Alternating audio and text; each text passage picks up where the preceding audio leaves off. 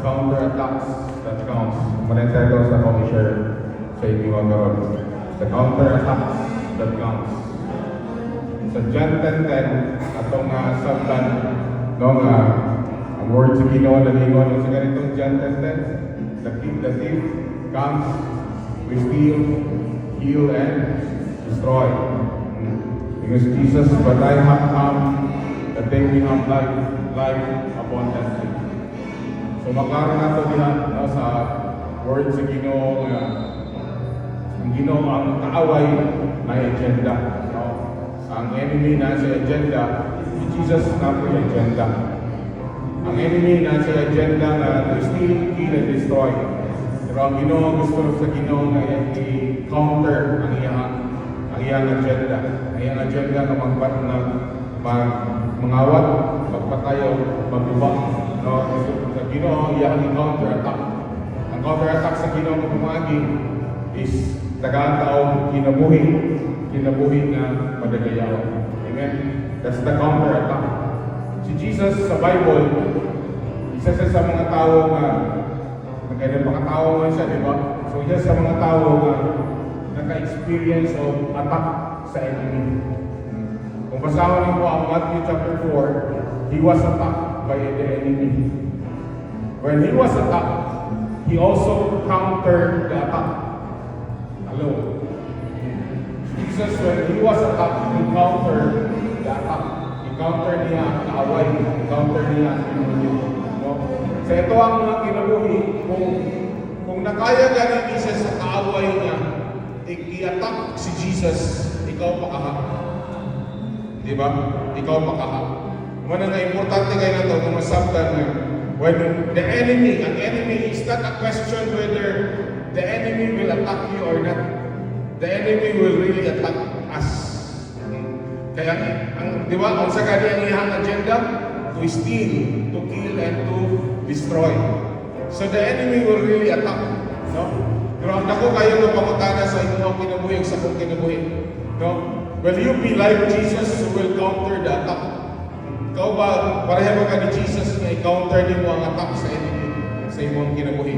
So Jesus in Matthew chapter 4, next time please, sa Matthew chapter 4, verse 2. And after he had fasted for 40 days and 40 nights, he then became hungry. And the tempter came and said to him, if you are the Son of God, command that these stones become bread. Moni ang unang attack sa kaaway sa iyang kinabuhi. Again, the enemy would like to steal. Gusto ang enemy ng mga awat. Gusto sa enemy kawaton ang word sa Ginoo. No?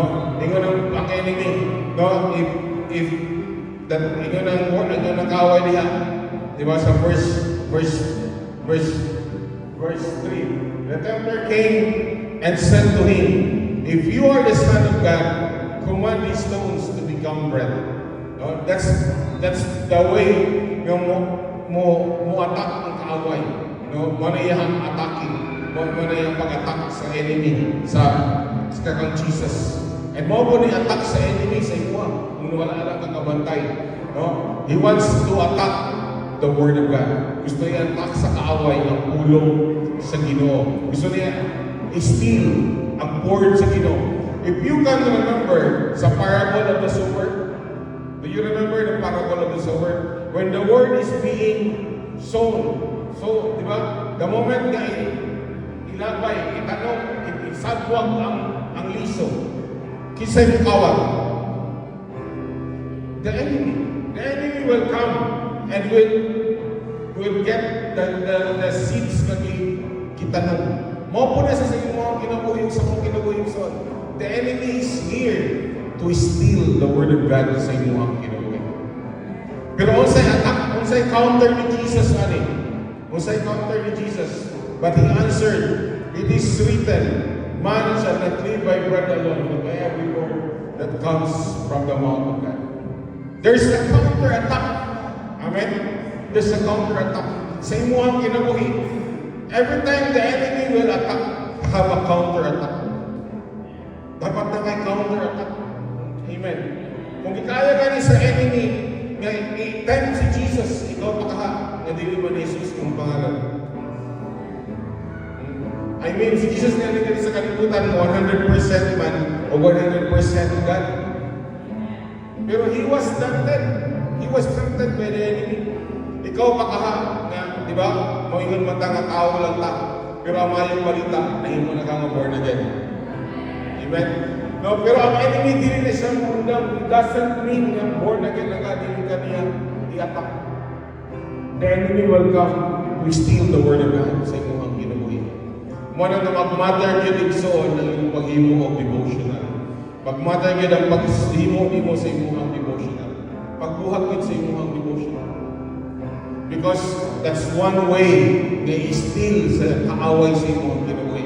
One way na kawaton sa demonyo sa imong kinabuhi. No, wala, pinabaliwala lang na nimo. Pero kung dili ka kabuhat sa imong devotional, the enemy is stealing from you. Oo.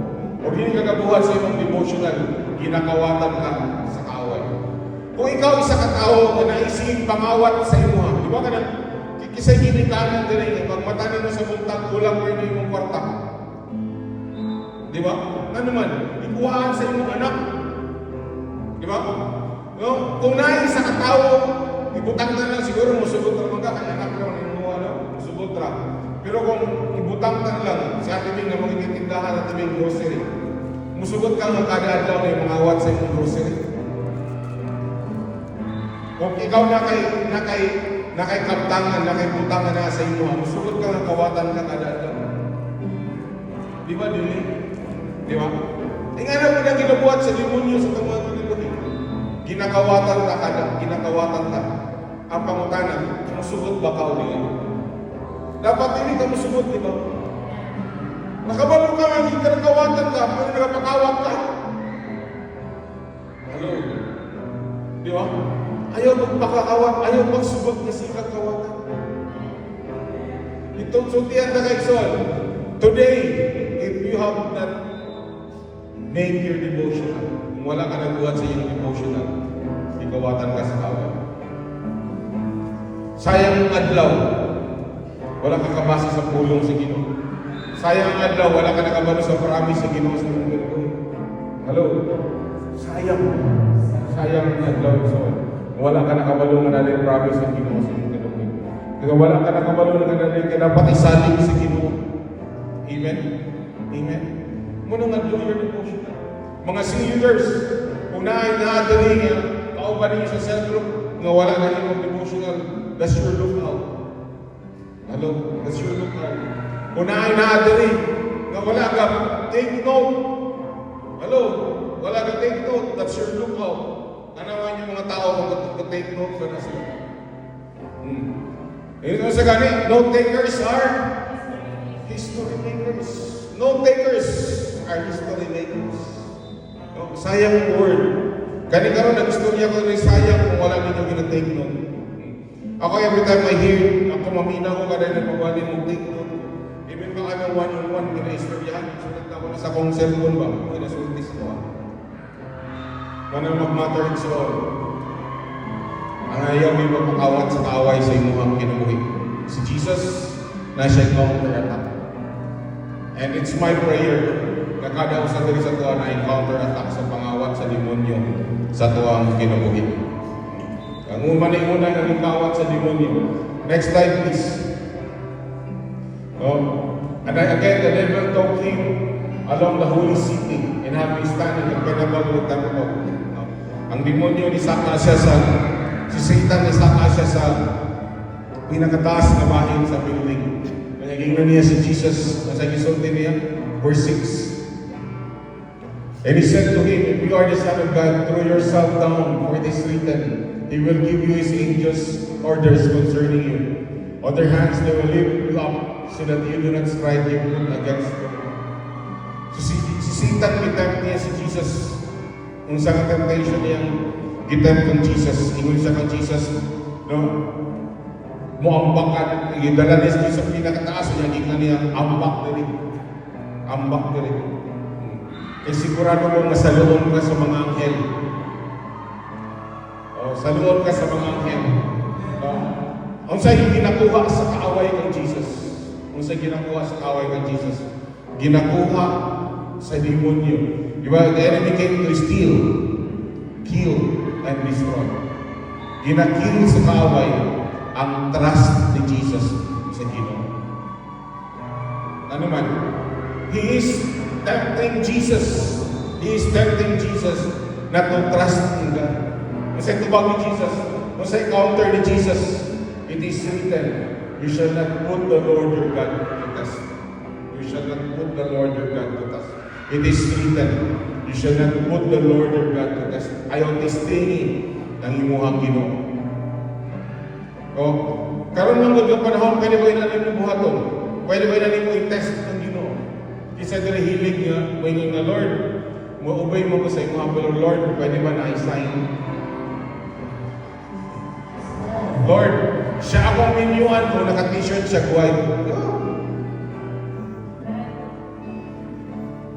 Hello?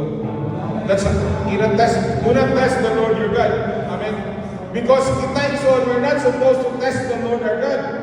We're supposed to trust the Lord our God. Amen? Do not test the Lord your God. Kita dapat ang matestingan. Amen? Kung sa rin ka, Ginoo ka, mas tuwag mo ka sa Ginoo. Diba? No? Be still and know that He is God. Diba? Be still and know that He is God. Dili na ito trabaho ay test ng Ginoo. Dili na din mo trabaho. Ang iyong trabaho, trust God. Amen? Trust mo ang Ginoo. Diba? Kanang ka temptation, ambak, kung mag-ambak siya, kung sa may tabo, sa loon, yes, tinuod man, i-receive ka sa Ginoo, tabangan ka sa Ginoo. Pero do not test the Lord your God. Amen? Ikaw makapag ka sa Biblia, yung ka, Lord, tinuod mag-yun ang law of gravity. Diba? Tinuod mag-yun, Lord, ang law of gravity. Pero testingan ako, Lord. Diba? Ang manang gibuhat ng Satan, mo na yung temptation to Jesus. Testingan ang Ginoo. Test the Lord your God kung musalog bagay siya sa inyo. Diba? Test the Lord your God kung mupadala bagay siya mga angels na musalog sa inyo. Hello? No? Nag-drive kang motor. May mga, Lord, matinong-anon maging ka, ibangga ko rin, hindi ko mabangga. Diba? You are testing the Lord your God. Do not do that. Trust the Lord your God. Amen? Trust the Lord your God. Manay Lord ni Jesus, manay ang encounter. It is written, you shall not put the Lord your God to test. Ikatulo, the temptation na, di ba, the enemy came to steal, kill, and destroy. The third thing na gusto, i-destroy sa enemy sa kinabuhi ni Jesus is his worship. His worship. If the enemy can destroy, if the enemy tempted Jesus, if the enemy tried to destroy Jesus' worship, the enemy will also try to destroy your worship. Karon, the enemy can destroy your worship. Karon mismo, di ba? Saba kayo, di ba? No, ang inyong mga una-una, inyong mga dalungan, asa mo po anin? Di ba? The enemy can destroy your worship. Kung sa gisulti sa kaaway. Again, the devil took him along the very high mountain and showed him all the kingdoms of the world and their glory. Kung sa gisulti sa enemy, next slide please. And he said to him, all these things I will give you if you fall down and worship me. Muna yung Satan. If you fall down and worship me. One thing, so isang pakabutang na gusto i-destroy sa enemy sa inyong kinabuhi is your worship. Ang iyong mga pagdayan, ang pagsimba. Yes. And because the enemy wants to destroy your worship, dapat na kay counter. Hello? Dapat na kay counter sa enemy. Kung sa giingon ni Jesus, kung sa gisulti ni Jesus na, kung sa giingon ni Jesus, then Jesus said to him, go away, Satan. For it is written, you shall worship the Lord your God and serve Him only. So you shall worship the Lord your God and serve Him only. Wala na ilain pang simbahon. Ang Ginoo lang ni Abraham, Isaac, ni Jacob. Ang Ginoo lang na nagbuhat sa tanan. Ang Ginoo lang nagbuhat sa tibok kalibutan. Simbahon na daw ang Ginoo. No? Diha sa kamatuoran, diha sa espiritu o sa kamatuoran. Amen? Amen? Muna nga, this is one thing na gusto ko ako sa enemy sa imuhang kinabuhi. No? Gusto i-destroy sa enemy sa imuhang kinabuhi. Your worship. Muna nga pagbantay yun sa imuhang pag-worship. Ako na ginabalik-balik sa inyo everyday. When you wake up, unahan mo ang pag-worship. Unahan mo ang pag-worship. Kung mauna ka, anything nga unahan mo, unahin mo pina-worship. Hello? Hello? Anything nga unahan mo, unahin mo pina-worship. Kung tinood na Ginoo mo pina-worship, una ang Ginoo sa inyo. Hello? Kung tinood na Ginoo mo pina-worship, when you wake up in the morning, ang pinakauna niyo mong buhaton is masampit man lang, kung mata mo, masampit man lang ikaw ang alam sa Ginoo. Pag makakamay, makaingon mo nga Lord, salamat. Makaingon mo ano.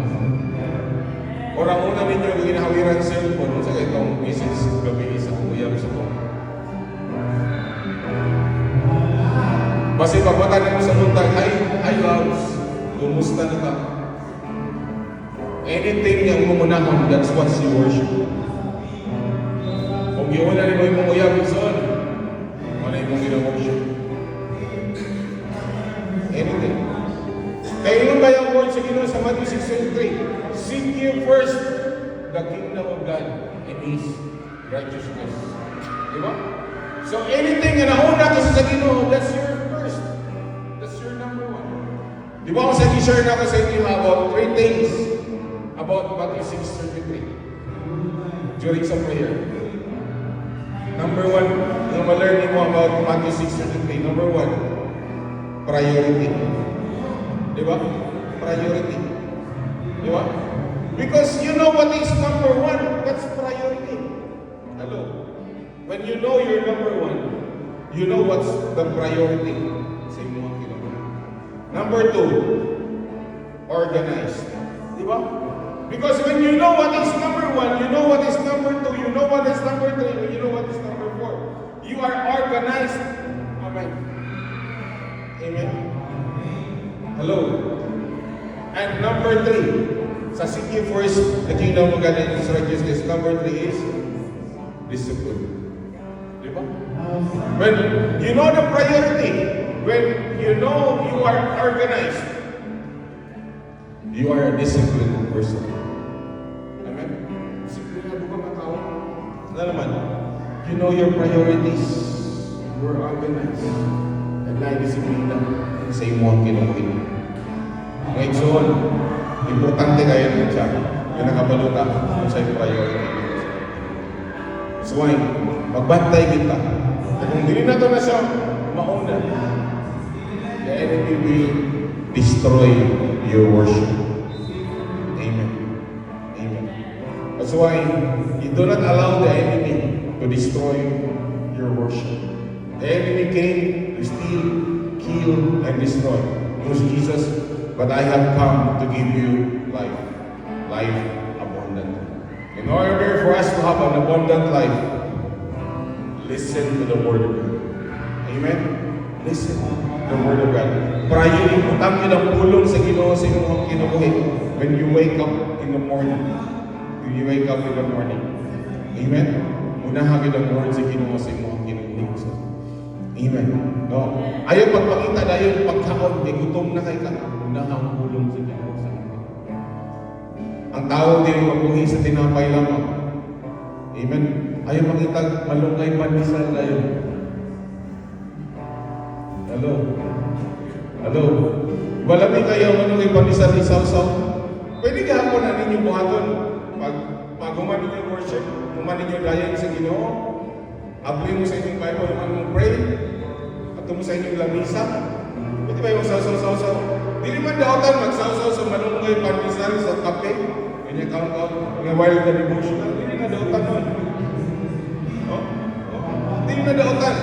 Ayaw din i-over spiritual lang tanan.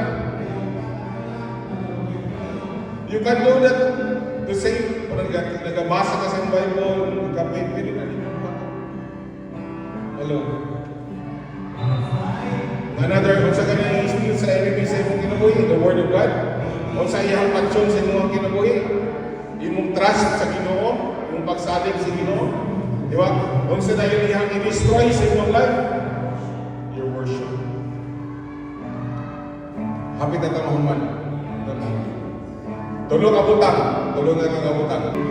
Correct way to worship God. Correct way. Mahatag ko sa inyo tulong kabutang ko.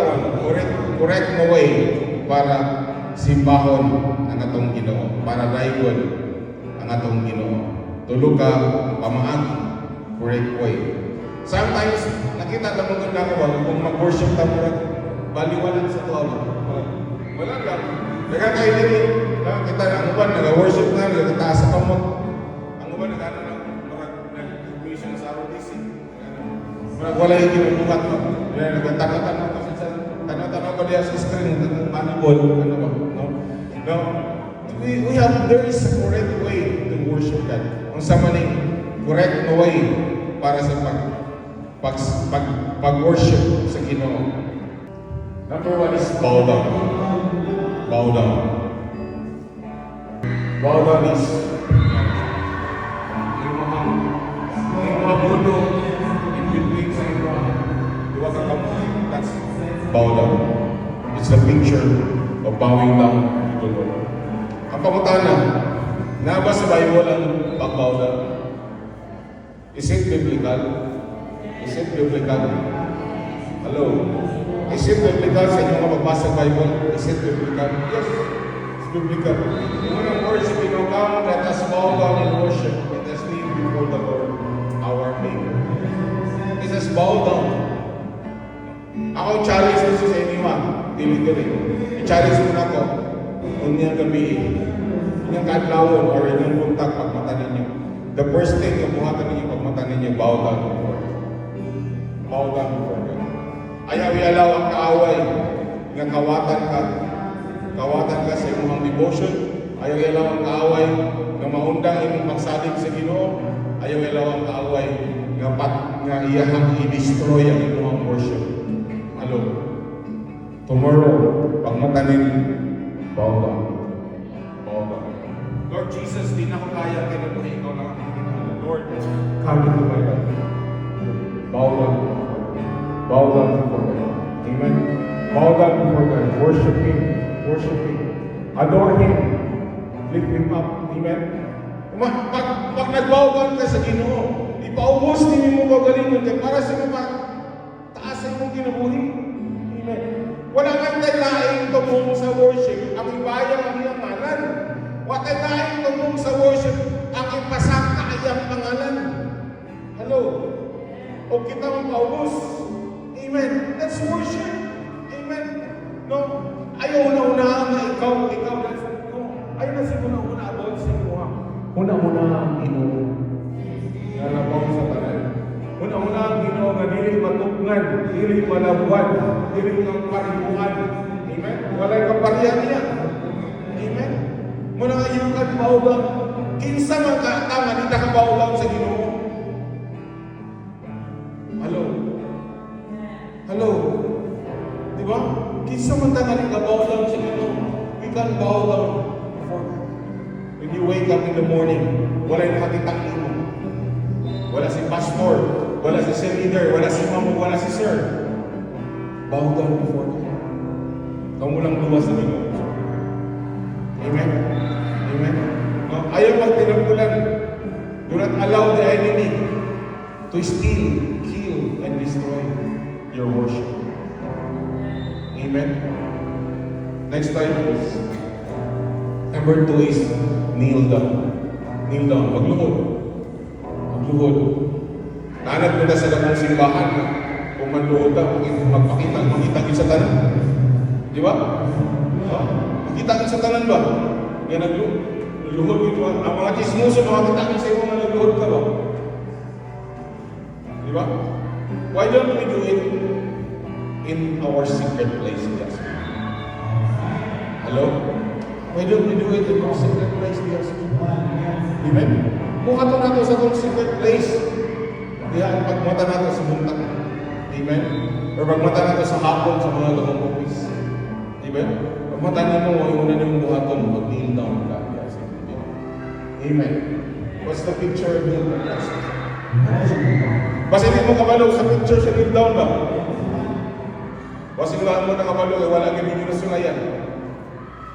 Hindi mo katabag, panulay po.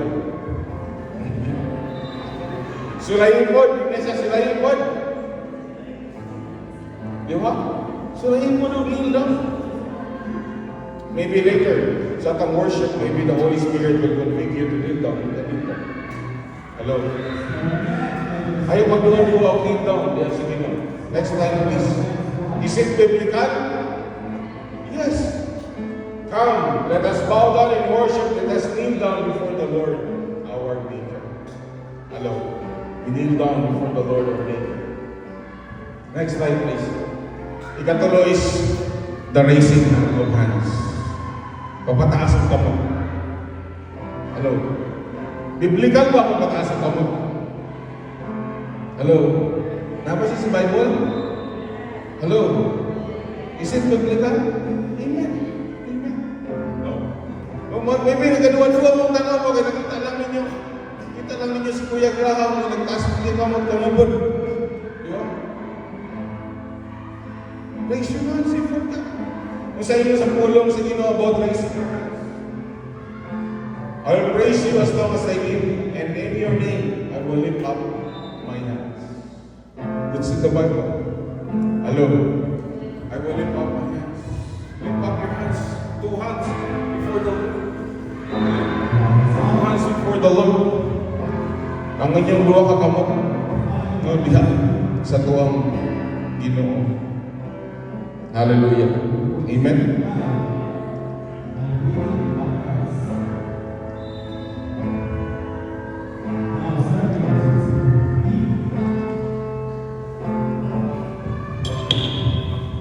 In Exodus 17, maulim na pa din. Exodus 17, verse 8. Exodus 17. Sa Exodus 17, ang Israelites na sila yung mga tao na war, na naa sila sa war.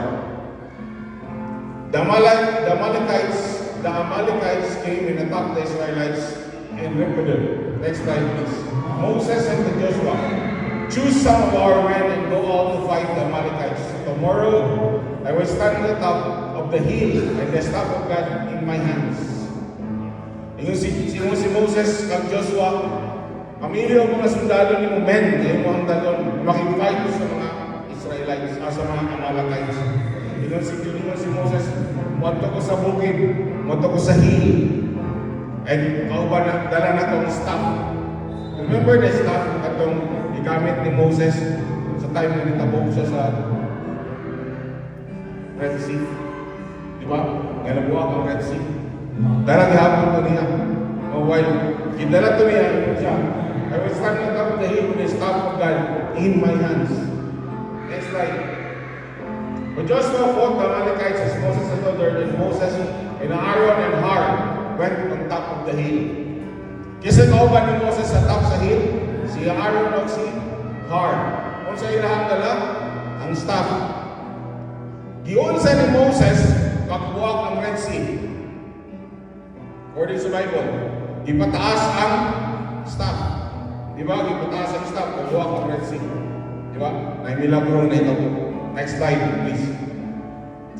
As long as Moses had up his sons, the Israelites were winning. But whenever he lowered his sons, the Amalekites were winning. Pag si Moses, pinapataas niya ang iyang kamot, kauban ng staff, kung sa inyo kay kabot, kakadaog ang Israelites. Pero pag ang iyang kamot, maubos, kakadaog ang Amalekites. Di ba? Next slide, please. When Moses' sons grew tired, they took a stone and put it under him, and he sat on it. Aaron and Hur held his sons up on his side, one on the other, so that his sons remain steady till sunset. Kung sa ilang ibuhat, ang kamot ni Moses ila, makapoy mo ng pagpataas ang kamot. Diba? Magpataas ang kamot ng mag-worship. Kapoy nila. Ako di ko kapuyan. Pero sometimes yung makapuyan, kaya ka lang. Pero kapuyan, ang spirit nito na lead sa mga magpataas, hindi kapoy. Hello, hindi ka kapoy. Pero there are times na magpataas sa mga magkakapoy din. Pero hindi mo makita. Igsoon sa ilang pag-ibisog, ako na hindi na ako masahol. Karoon mo panahon, wala tagapakig-awa yung tao. Hello? Hello? Wala tagapakig-awa yung tao karoon. Hindi rin nagkaroon pareho ni Moses.